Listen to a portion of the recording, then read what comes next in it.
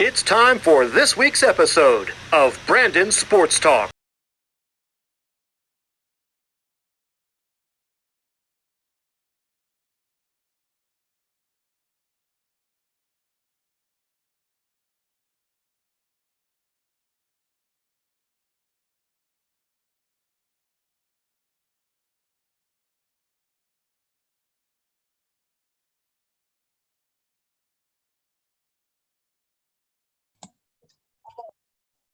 Welcome back to Brandon Sports Talk. In today's episode, I have the privilege to interview the Florida State Seminoles assistant swimming and diving coach, Coach Dan Carrington. How are you doing today? Pretty good. We're here in Atlanta getting ready for men's NCAAs. Can you talk about how you knew that you wanted to get into coaching in college swimming and diving? I've had such an interesting journey. I didn't know I wanted to be honest. When I was in college,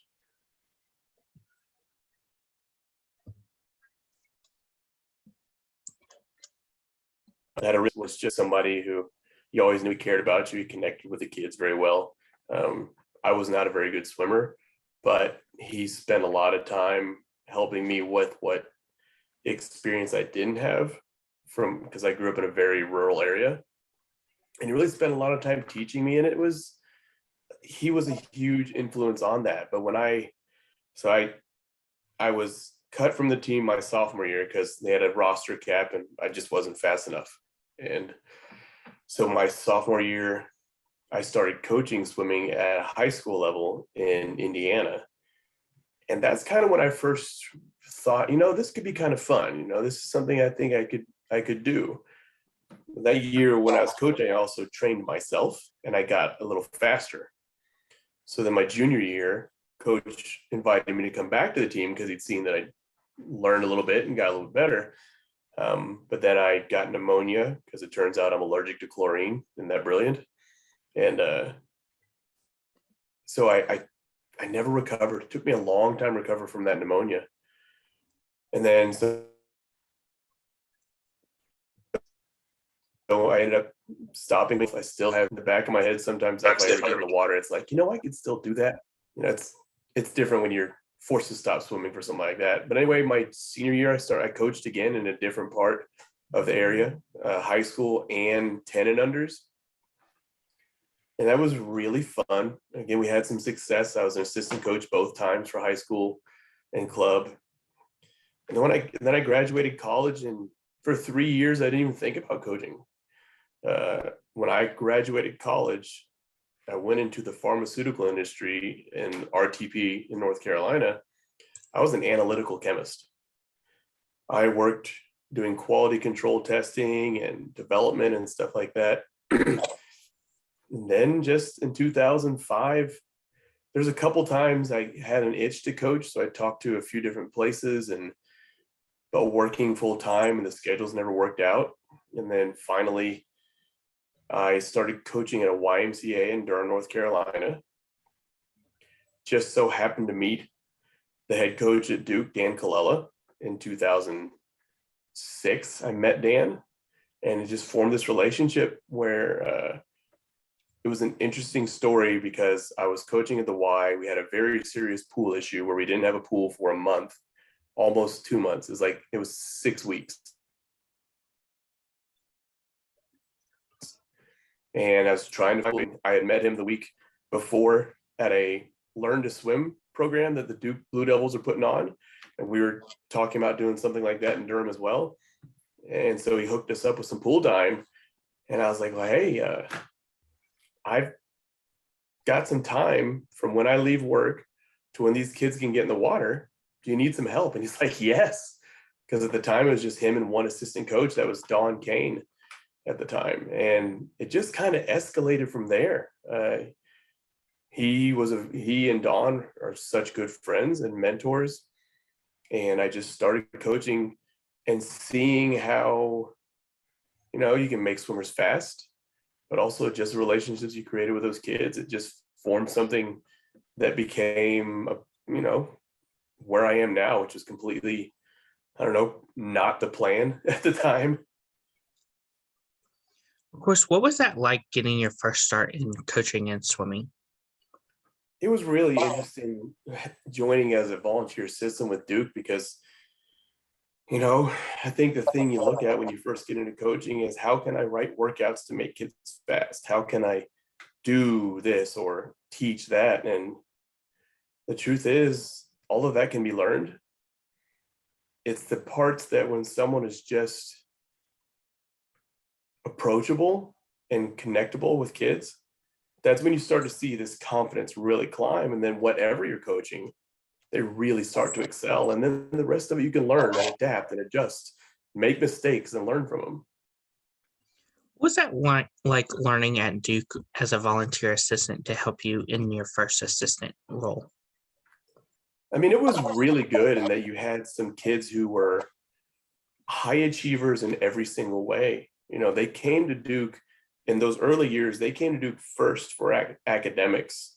And swimming was just something a lot of them just kind of like, oh yeah, they've got a swim team. I used to swim, I'll join them. So you had a lot of really intelligent kids who just kind of wanted to do it because they weren't ready to stop swimming. So it was learning from Dan and Dawn how to get those kids to, make the best of both worlds. And they're academic, they're intelligent. So the teaching side was really actually pretty easy. And over the years, they developed a really good recruiting pattern where you were bringing in kids who were both there for swimming and academics. And so they could find a way to harness both worlds, excel in the academic side, and then come in and be ready to chase excellence in the pool. So probably learning how to teach kids that it's possible to do both was one of the greatest things to do. Then, on the pool deck, watching these kids in the water, you can see something and I just walk over to Dan and I remember one time we're talking about backstroke hand entry and how, sure, your hand does this or this, but why is that happening? And we'd have some great conversation. I just learned from him by just going up and asking him, saying, this is something that I'm interested in, and picking his brain. Because at the time he certainly still has, a decade, 15 years more experience than I do, probably more, almost 20 years more than I do. What was that like, obviously coaching at Duke and coaching against Carolina and NC State? At the time it was very different. When I was first helping out Duke, Carolina was the big dog on the block. And those dual meets, they never took Duke seriously. There was no reason to in those early years.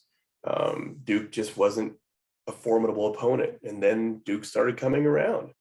And in those early years, NC State wasn't quite as good. So Duke and NC State was a better matchup in dual meets. And then, it shifted a little bit. NC State started their trajectory upward and Duke started their trajectory upward. And now you get in that area and all three schools are really good. And the Duke Carolina rivalry in every single sport is like nothing else. They just hate to lose. But those kids get out of the pool and just about every single one of them was on a recruiting trip to the other school at some point because they all have those same academic focuses. What was that like getting your first time being a head coach? I learned a lot. I learned a lot in that time. When I was that age, I was 30 years old when I first took over as Southwestern's head coach. And I didn't know what I didn't know. And I just thought that if I created some really fast swimmers, you could really create a really good team. And I learned that Division III is very different than Division I. And building a program is very difficult. That program was so young as it was. I think it was only in its 9th year of existence when I took over. And so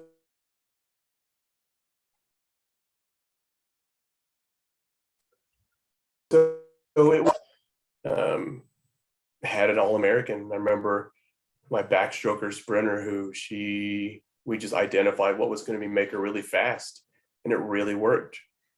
But as a head coach, I did a pretty lousy job of creating a very good team atmosphere, because I was really trying to coach and make everybody fast. I didn't spend enough of that time just being around these kids. And at the same time, what's different between Division III and Division I is in Division III, you can only coach during that season. Outside of that season, you can't coach them. So, and that's great. These kids are there not on scholarship. They're really just trying to add pieces to their resume. So if you can't generate a relationship with them outside of the season, I felt like I had to do more in the season, really focus on trying to make them swim fast. And, like I said, we swam fast, but I did not build the program that I have watched and learned about how people build them now. What was that like, obviously, becoming the head coach for the U.S. swimming San Jose team? Oh, the San Antonio Wave. That was interesting. I left Duke and I left the lab because when I was working in the lab, I was a volunteer assistant at Duke, and I started a club team there at Duke, and I was working about 80 hours a week. And my wife was pregnant with our first child, and I just said, I'm not going to put that kind of work in when we're going to have a baby. So San Antonio was my wife and I agreeing, let's go give it a shot. Let's focus just on coaching. So when I was doing that, it was a big family thing. And it was great because my office was at home. When Grace was born, I got to spend a lot of time with her. Then I'd go coach practices, and my wife's a nurse, so we'd have a little help here and there when we needed to. But that was interesting because I learned how to come into a program with a set coaching staff and learning how they operate and trying to find the pieces to make them operate better. And there were some good parts and there were some bad parts there too. People's personalities, sometimes there's definitely an adjustment period when there's a new leadership. And I think while I try to do that, try to be good at bridging some gaps, it was difficult with a team that's spread out across the city of San Antonio, and most everybody there had 2 jobs, and coaching was their second job. You can't expect everybody to be full speed coaching, even though that's what my focus was. So it was an interesting experience. How was that like, coming from obviously coaching on the club level to going back to college level and going to Miami, Ohio? So before Miami, Ohio, there's another stint at Duke there. I went back to Duke because I wanted to be Division I. I went back to working in the lab, but I didn't coach club this time, so I had a lot more time on my hands. But going to Miami, Ohio, it was a little bit like a homecoming because my family is from Indiana. My wife's family grew up right there near Oxford, Ohio. Our house that we lived in was 8 miles away from where her father's farm was he grew up on. So we had a lot of family that was around there. My daughters found cousins they had no idea they had. And so from a personal standpoint, it fits so well. The facility at Miami, Ohio is one of the best in the country. It's super fast. They do such a good job maintaining it. You would have no idea that it was built in the late 90s because it looks like it's brand new to this day. Miami, Ohio, that men's team is one of the best team cultures I've ever seen to this day. And I actually just yesterday, I got a text from one of my kids I used to coach at Miami, Ohio. He's thinks of a conversation we had 7 years ago. And he's like, do you remember this?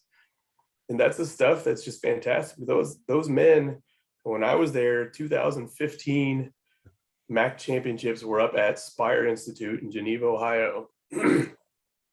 We had alumni from Orlando, Florida, who drove all the way up to watch those men. And he graduated in the early 70s.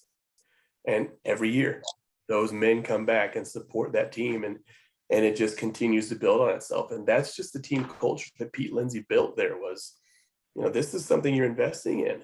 And, how do you want your investment to fulfill itself? And seeing that happen every year, there's nothing like it. Even to this day, even though Pete's retired, those men still believe 100% that Miami, Ohio was worth every minute they spent there, and they show it. How was it like coming back to the ACC to go to Florida State after obviously coaching in the ACC? That was fun. I mean, it was very different from the MAC. The MAC being in the early 90s, late 90s, the Mid-American Conference had an agreement that every single men's team would have 4 scholarships, no more. And so they were just always very competitive with each other for that reason. And then that kind of got out of whack for many different reasons down the road. So when you come to the ACC and everybody's pretty much on the same level with resources, you get that same kind of idea. The competition's fierce. It's very fun to know that every day that I'm recruiting against some of the best schools in the country we're going to go try and take them down. They're always trying to take us down, and it's really fun. I think I realized when I came to my first ACC meet, there's still a lot of people in the conference that I used to coach against that are good friends. And, now every time you go to ACCs, you go to NCAAs, the athletes are prepared, they're ready. And it almost becomes like a social and hanging out with all those coaches now at NCAAs from around the country that you've just built friendships with over the years. It's super competitive. It's super fast in the ACC. And so it just motivates you to just want to be great and find a way to just be better every single time.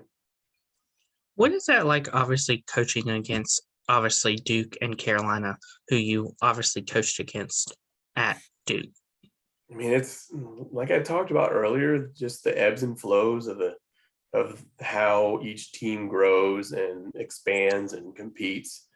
It's been fun to watch, and coaching against my friends at Duke and Dan Colella, who's he's like a brother to me. Like I said earlier, it's fun because we both hate to lose, but sit down and talk just like we used to. It's fun to compete against them. It's interesting because it's just we're geographically 2 different places, in departments with very different approaches, with universities with very different approaches. And it's kind of nice to get everybody on the same playing field when you get to ACCs and NCAAs and just see who does the best job balancing all of that out. What are some of the things that you have accomplished at Florida State? I mean, we inherited a program that really, really underperformed prior. And in the first few years here, it was a quick turnaround because there was a lot of talent on this roster. We had some very good recruiting classes and high energy, high connectivity, and a fun-loving coaching staff. And the kids really would get into that. They'd really enjoy sitting around in the offices before practice, just being real with us, And so it was, like I said, there was a fairly quick turnaround there because they were really enjoying themselves. And, the things we've accomplished, we moved up quite a bit. In 2019, we were 14th in the men's meet at NCAAs. But our first year we were, it was by 7. So we were 28th at NCAAs in 2017, 21st in 2018 in Minnesota, and then 14th. So, it would have been nice to continue a improve by 7 spots trend, but that's just not going to happen with how competitive this is. Specifically, I am in charge of the distance crew, and we had a very small and inexperienced crew in the first few years, and now we've got a bigger and better crew. Had NCAA qualifiers, we're breaking school records, we're setting personal records all the time, but there's still more steps we need to take. I want to be up there with some of the best. And so we're bridging gaps, we're learning a lot, but getting to the NCAA level and scoring a lot of points, that's the goal. And then what's next? And then what's next after that?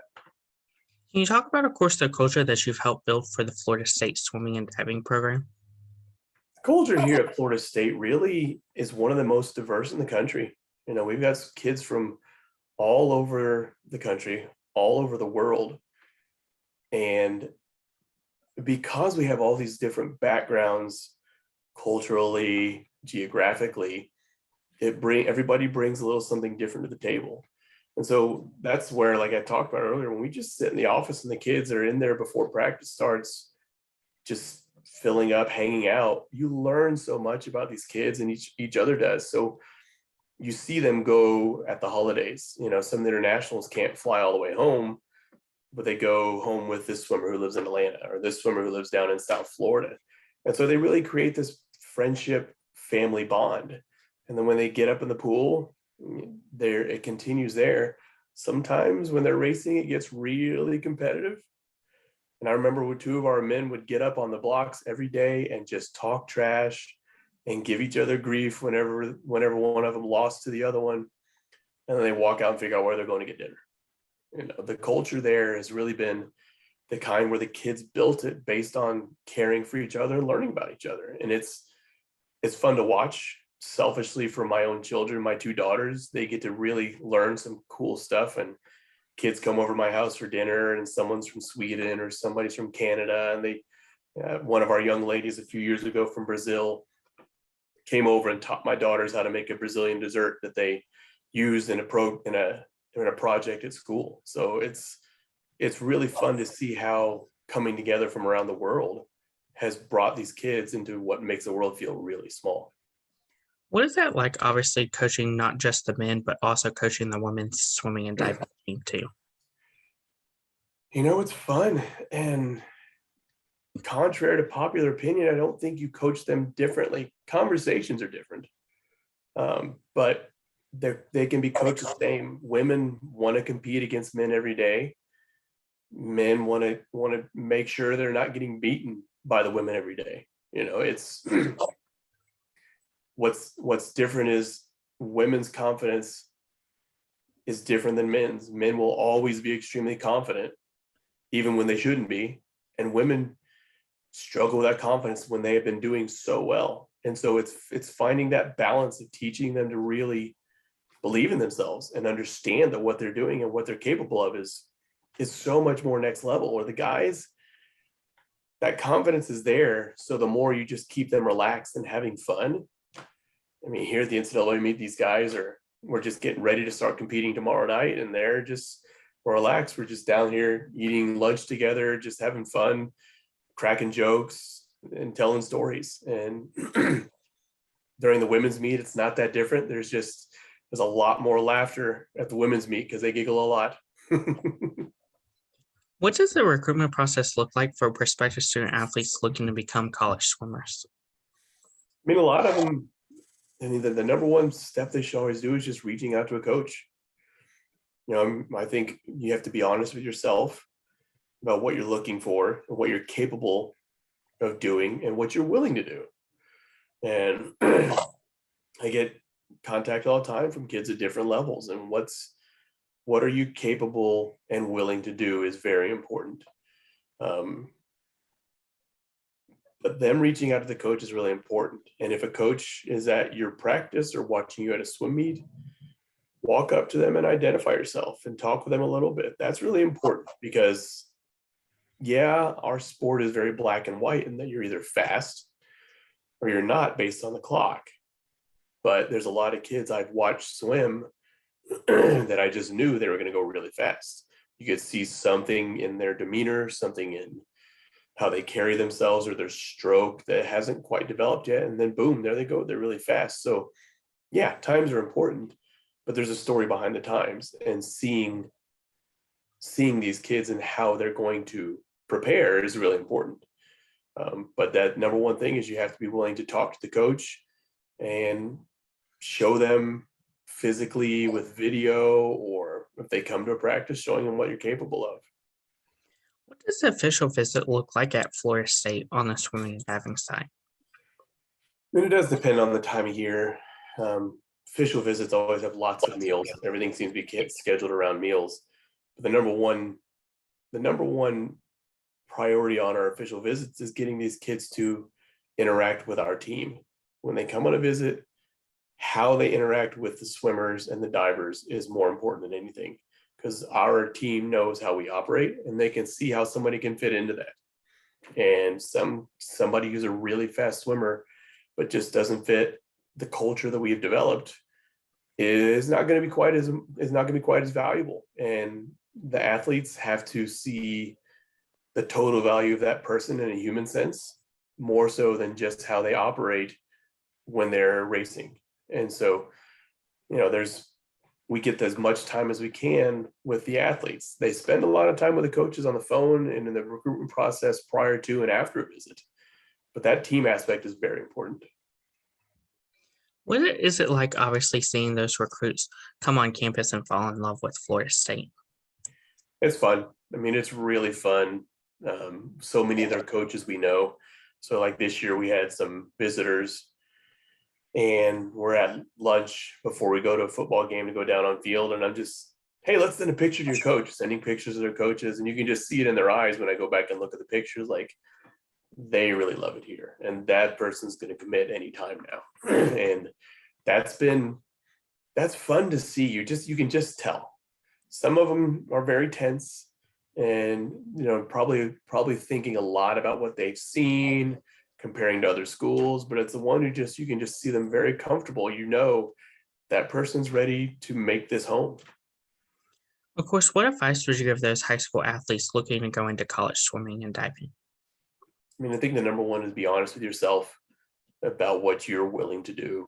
At some point there, you hit a crossroads of how much focus and engagement are you willing to put in, because it's not always about the effort, but if you're learning and asking questions, you will always improve. So number one is be honest with yourself. And number two is don't be afraid for you to personally reach out to that coach. You can use a recruiting service and that's fine.